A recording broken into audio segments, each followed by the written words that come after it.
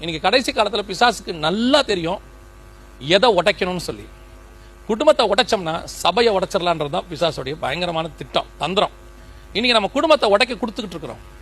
நாம மற்ற எல்லா விஷயத்திலையும், சர்ச்சை விஷயத்திலையா இருக்கட்டும், கொடுக்குற விஷயத்திலையா இருக்கட்டும், காணிக்கை கொடுக்கறதா இருக்கட்டும், இல்ல ஒரு தர்ம காரியமா இருக்கட்டும், மிஷனரிகளுக்கு கொடுக்கறதா இருக்கட்டும், அல்லது ஊழியங்களுக்கு கொடுக்கறதா இருக்கட்டும், நம்மள மாதிரி ஃபர்ஸ்ட் வரதுக்கு இன்னைக்கு யாருமே கிடையாது.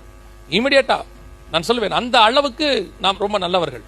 ஆனா உள்ளுக்குள்ள நாம எப்படி இருக்கிறோங்கிறது தான் முக்கியம். முதல்ல குடும்பத்தை கவனிக்கணுமே. இன்னைக்கு குடும்பம் எந்த நிலையில் இருக்கிறது? இன்னைக்கு கடைசி காலத்துல மிக முக்கியமா நான் பார்க்கிற ஒரு விஷயம் என்னன்னா, தங்கள் குடும்பத்தின் காரியத்தை வெளியே சொல்லுவதில் இன்னைக்கு உள்ளவங்களுக்கு மாதிரி ஒரு அறிவில்லாதவர்கள் எந்த காலத்திலும் இல்லை.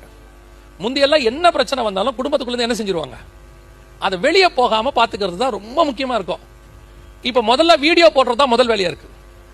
வீட்டுக்காருக்கும் அவங்களுக்கு சண்டைனா கூட வீடியோ போடுறான். நானும் என் கணவரும் இன்று பிரிந்து விட்டோம் அப்படிங்கறத ட்விட்டர்ல தான் சொல்றான். எதுக்கு ட்விட்டர்ல சொல்வ? உன் குடும்பம் பிரிஞ்சது என்ன ஊருக்கு என்ன நியூஸா? மற்றவங்களுக்கு அது தெரிஞ்சு என்ன பிரயோஜனம்? அது இன்னைக்கு ஒரு ஃபேஷன். இன்னைக்கு கணவனை பத்தி வெளியே பேசுறதா இருக்கட்டும், மனைவியை பத்தி வெளியே பேசுறதா இருக்கட்டும், அந்த தூத்து திரிகிற காரியம் என்பது குடும்பத்தில் அதிகரித்துக் கொண்டே போகிறது. இதுதான் இன்னைக்கு குடும்பத்தினுடைய மிக முக்கியமான பிரச்சனை. தயவு செய்து உங்கள் குடும்பத்தை நீங்கள் பத்திரமாய் பார்த்துக்கோங்க. ஆண்டவர் உங்களுக்கு கொடுத்த முதல் ஆத்மா உங்க குடும்பத்துக்குள்ள தான் இருக்குது.